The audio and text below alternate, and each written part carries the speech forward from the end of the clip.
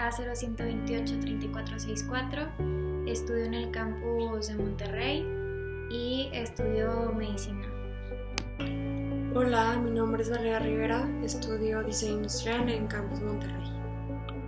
Hola, mi nombre es Liliana Excel Hernández Osorio, matrícula A01376-762, estudio la carrera de animación digital en campus Monterrey.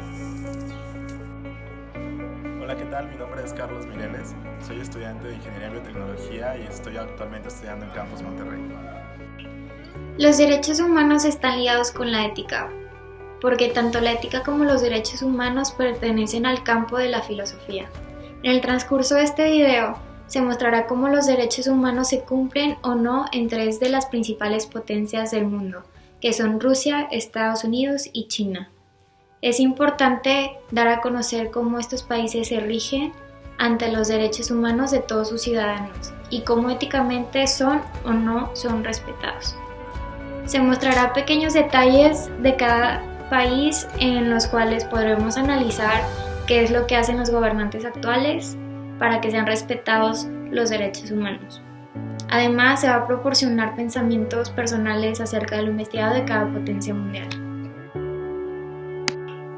En Estados Unidos, según el informe mundial del 2019 de Human Rights, el presidente Donald Trump y su gobierno puso en práctica una serie de políticas en contra de la inmigración. Continuó ofreciendo su apoyo militar, financiero y diplomático a otros gobiernos y expresó su apoyo a iniciativas para sancionar a las personas que cometan abusos en contra de los derechos humanos de otras personas.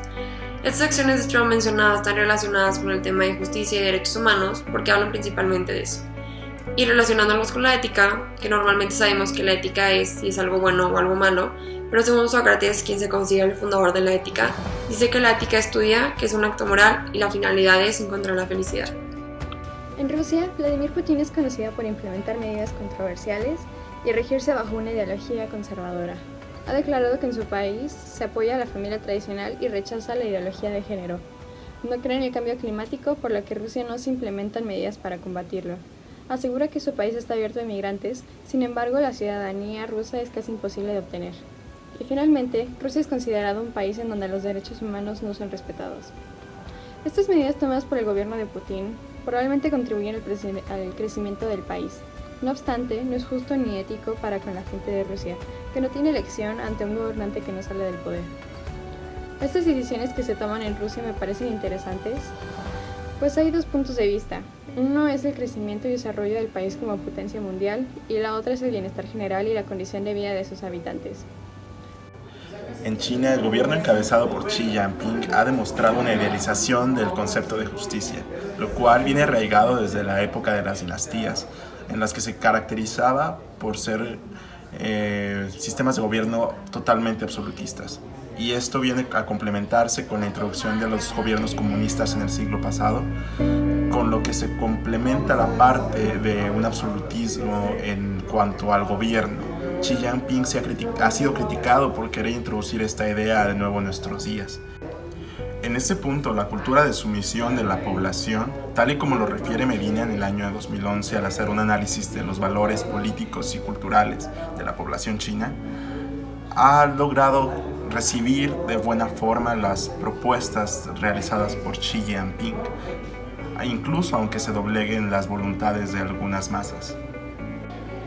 Xi Jinping, como lo mencionamos hace algún momento, ha retomado la idea de introducir su gobierno en un régimen absolutista, en los cuales intenta regir las voluntades de todos bajo una sola perspectiva, la suya. En el ámbito de los derechos humanos, existen algunos casos específicos que se han sometido a la discusión ética. Por ejemplo, la implementación de penas rigurosas para crímenes menores se ha visto en controversia debido a la rigurosidad de estos procedimientos. Sin embargo, si lo analizamos desde el punto de vista del retribucionismo propuesto, desde la perspectiva de Kant, podríamos afirmar que incluso los castigos propuestos son aceptables porque están retribuyendo algo que fue dado por los que hicieron el mal. Sin embargo, tal y como lo menciona John Bentham, el filósofo utilitarista que defiende esta corriente, estas acciones se podrían considerar como un objeto que violenta los derechos humanos, puesto que los castigos generan infelicidad. Y esto, si lo ligamos a la corriente del utilitarismo, estaría en una dirección opuesta a lo que se pretende lograr.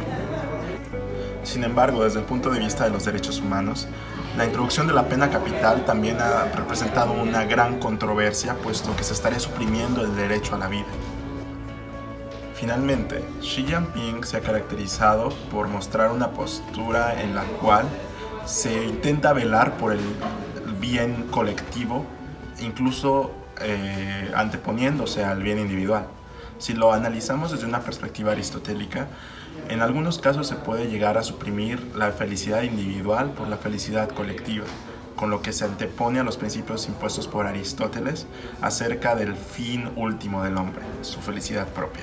Sin embargo, también podríamos encontrar alguna referencia al egoísmo ético dentro de esta teoría, puesto que al suprimirse las libertades individuales para trabajar por bienes colectivos, se estaría violentando también el egoísmo ético de velar por los bienes propios, por velar por los propios intereses. Estas acciones que mencionamos al principio, yo pensaba que algunas estaban mal porque yo confundía la moral con la ética, pero luego de entender los conceptos, éticamente pueden estar bien y por algo el gobierno lo decide así, o puede que estén mal, pero así es como ellos lo manejan, creyendo ellos que es lo mejor para sus ciudadanos. Este proyecto me ayuda a conocer sobre la perspectiva de la ética y cómo se relaciona con temas políticos de no solo México, sino de otros países considerados como potencias mundiales. Este curso me ha ayudado a comprender que no hay una definición exacta de lo que es un comportamiento ético, sino que depende de la persona y cómo interprete su significado. Más enfocado en Rusia, he comprendido que el gobierno de una nación puede actuar de una manera que no concuerde con mi entendimiento de ética. Sin embargo, puede actuar bajo su propia ética y que su manera se ocupe adecuadamente de su país.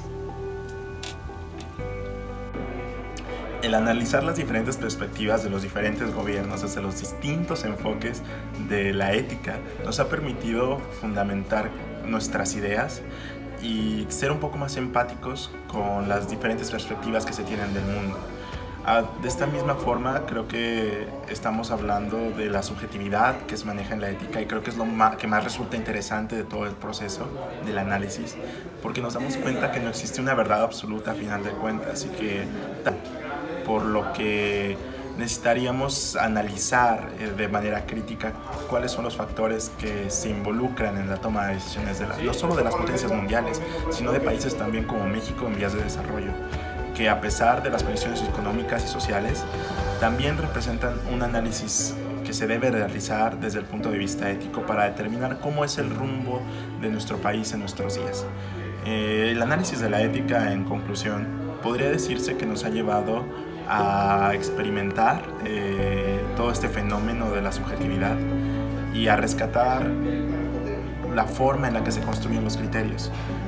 Creo que lo que yo me quedo con este proyecto es que a pesar de que cada persona tiene una postura distinta, a final de cuentas, si no se someten a discusión, si no se abre el debate, si este no es público y si limitamos la libertad de expresión a solo una voz, estaríamos cayendo en graves errores. Creo que lo que la ética nos ofrece es principalmente eso, que no existe una única voz y que la voz la hacemos todos. En conclusión, pudimos conocer que en estas tres principales potencias mundiales los derechos humanos no son su principal objetivo de sus gobernantes actuales. Es evidente que estos países son potencias de diferentes ámbitos, pero uno de los más importantes es el respeto y fomento de los derechos humanos, el cual no se cumple, lo cual éticamente está muy mal y resulta en un disconformismo de los ciudadanos de las dichas potencias.